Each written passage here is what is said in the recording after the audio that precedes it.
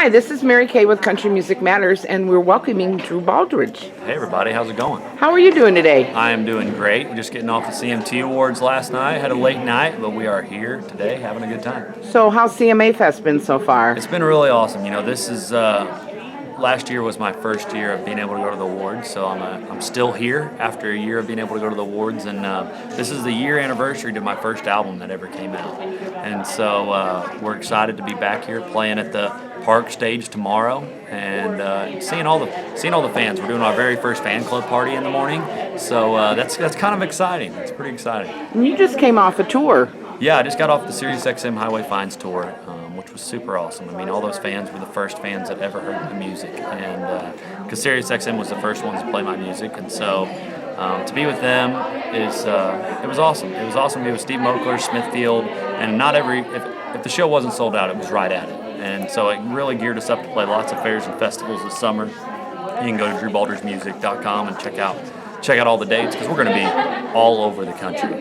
Now, tell us a little bit about you and how you got to where you're at, because you're kind of new. We're introducing you to our site. Yeah, so I'm originally from Southern Illinois, a little town called Patoka, a town of about 580 people. I graduated high school with 22 kids before moving to Nashville, and I just think Nashville's a great community, and really took me under their wing. I've learned a lot here, and I got to do a lot of amazing things in the last couple of years. I signed my record deal, got to play the Grand Ole Opry, and had my first single, Dance With You, came out, and now we're on a single called Rebound, which has done amazing things for us. Over 20 million streams on Spotify, has touched so many people's hearts, and as an artist, that's what you just hope to do. You just hope to put out a song that relates, that people can, you want to have a voice, that people can hear the song, put themselves in a song, and maybe better themselves in the place that they're at. Rebound talks about how you don't need to be anybody's second choice. You need to be somebody's first choice, and not to be somebody's rebound. I've had so many people reach out to me on Facebook and say how that song affected their life, and they moved on and from a toxic relationship, and that's just what I hope to do. I hope to make great music for fans. We're gearing up for new music in the summertime. We're hoping to have a brand new single out in August, and hopefully we can put out something that will reach people, because it's all about the fans. Who's been your biggest influences and mentor through your career as you started out? So one of my biggest influences is Josh Turner. Growing up, I always sang all his music. Of course, we both had the baritone voice of the big up and turn.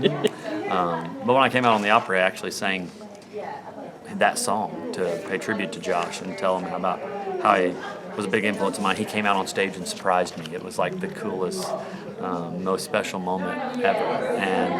And so Josh was a big influence, and I know that sounds crazy, but Michael Jackson was my other big influence. And if you listen to my record Dirt on Us, it's very funky and has some grooves to it and horns, and but also has that real small town country vibe to it too at the same time. I call it funktree. It's got a little funk in the country, And so when we go on to make the second album, we'll still use those influences and not be scared of what I love and what I really like, and somehow put those together and make country music. Do you feel that coming from a smaller town, you're more grounded in your life? I really do. I grew up helping my grandpa on the farm. So we worked for nothing. We worked for lunch. And so you just got to do that for family. And that's how I was raised. And it really moved into my music, because you got to work hard at this. It's not going to come to you. You're just not going to be able to get up on stage and sing one time and somebody give you a record deal, or get up on stage and sing one time and everybody knows your name around the country. It's just not. You work every day. You don't sleep at night. You're driving through the night to go to your next show, and that's where we're at. And so growing up in a small town, not only did it teach me to work hard, but it taught me love and for community and your friends. And when somebody goes down, you pick them up, and that's what this country music family is kind of about. We were just on the red carpet last night, and everybody in there was friends. There's room for everybody here in country music, and being from a small town, it keeps you grounded. I think if I was ever to get a big head, my grandpa would slap that down real fast. He'd put me out there and pick up some hay bales, and it changed me real quick. When you first started out in this and coming along, what really surprised you and what really let you down? I think what really surprised me is how much work is really behind this. I thought, oh man, when I came to town, I was like, I'm super great. I got this. I'm a great singer. I'm a great songwriter. I came here and played my songs like I'm terrible. I can't sing a lick, can't write a song. And so when I came here, those were things I thought I had. Thought I could work hard and all this stuff. But I mean, it's taken a lot more hard work than I thought. And also just how much I had to grow as an artist. And that's something I'm still doing every day. I'm still talking to other artists and learning and building myself and building this brand and career. But it's an exciting thing. It's an exciting thing to have your own brand and to have your own music and your own fans. And I hope that we can continue to do that. Tell us about this Macy's iHeart Radio Rising Star Contest. That looks so exciting. Yeah, it's very exciting. We were top 10 in the Macy's iHeart Radio Rising Star Contest, which is just crazy. And right now they're getting ready to pick top 5 of it. But hey, I'm excited. I've been top 10. If we make top 5, that's even better. No country artist has ever won it. And so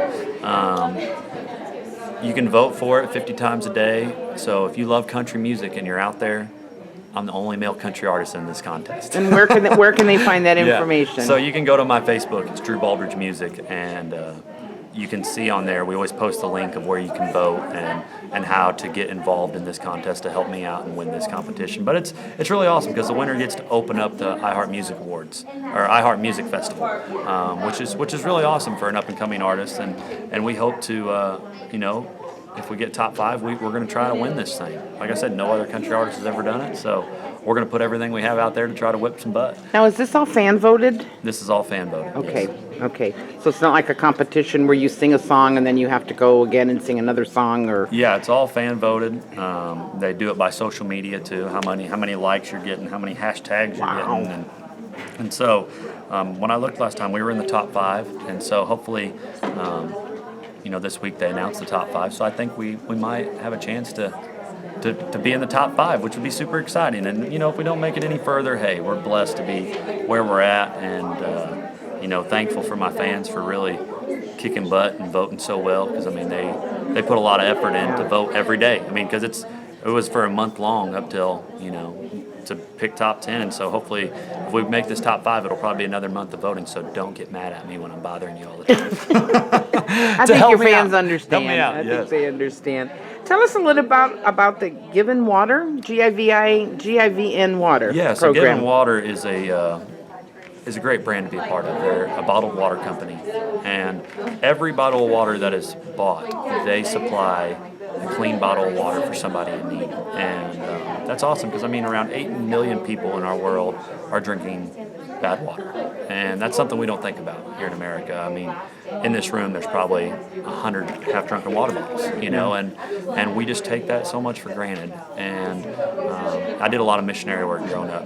Grew up in a church and went to Costa Rica a couple times, been down to Mexico, helped build houses and spread the word of the gospel. And so to be a part of something like this is really awesome for me. I've always wanted to use my talents for something great, and that's why I think God gave me this ability to go out and do these things. And I hope, they've already put 3 wells in communities that need clean water. And they not only do that, but they teach them how to, if something breaks, they teach them how to fix it. And so that they continue to have clean water. It's an expanded program, not just all it's about not just giving them a bottle of water. Giving them a bottle of water. They go put wells in.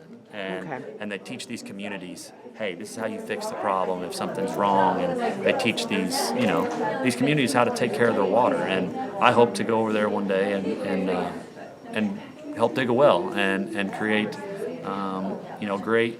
a great atmosphere for those people to prosper. Now, can we find that info on your website, or is there You a can find separate? it on Given Water. Okay. Yeah, go It's to Given GIVN, right? Yeah, GIVN, and they're in 500 retail stores across America. Okay. And so you can get them at different places, but go check out Given Water. You can Google it, it'll pop up and all that stuff. But it's a great brand to be a part of. Okay, so what do we have on for the rest of the year? I know the year's almost over, but Yeah, so we are at fairs and festivals all summer. I mean, all across America, and you can check that out on drewbaldridgemusic.com. We're actually in the process of getting out a new single in August. We'll be going to country radio in August, which is super exciting, and new music in October. Of course, in August we'll have a new single, but maybe put out an EP in October in the fall, and that's really exciting for me. I love putting out new music for my fans and seeing their reactions and creating music for them, and so I hope they'll really like with the new sound that we're going with, and the vibe and the music, the way that we're taking it. I think they're really going to dig it, and So we'll have new music in the fall, fairs and festivals all summer, and who knows, we might be on a fall tour and go out and do some dates ourselves. Now, when you have songs and you write them or you hear them, how do you know when the time is right to put them out? I think it's just when you know your fans want music, and we've been on this project for a year now. This week will be a year, and I've already had some fans ask, "Hey, when's new music coming out?" We're in a day and age right now where people are just constantly wanting music. I mean, if you're not putting anything out, you're going to be behind. I mean, because you can stream something the next time you're streaming something else, and so me as a creator, I want to continually to be in people's minds and continually to put out music. I'm writing songs all the time. I have tons of music. I just got to find what I think is good enough to put out for people to hear. And so I love putting out content. I post videos on my Facebook all the time. Hey, what do you think of this? Should I record this and give it to you? Well, your fans are your biggest feedback. Yeah, they're my biggest feedback, so I want to know. Your critics too. They Yeah. could be your critics Oh, too. trust me. I know all about the critics. Yeah, they could be pleasant, but then Yeah, but again, you want that. You want sometimes people to social be media honest. is not your friend. Yeah, but you want people to be honest, and so I think that's when you know to put out music is when you feel like your fans are really needing it and really wanting it. Well, we appreciate your time. It was so glad to get to know you. Oh, well, thank you. And enjoy so the much. rest of the CMA Fest. It'll be fun. Thank you. Thanks, Drew.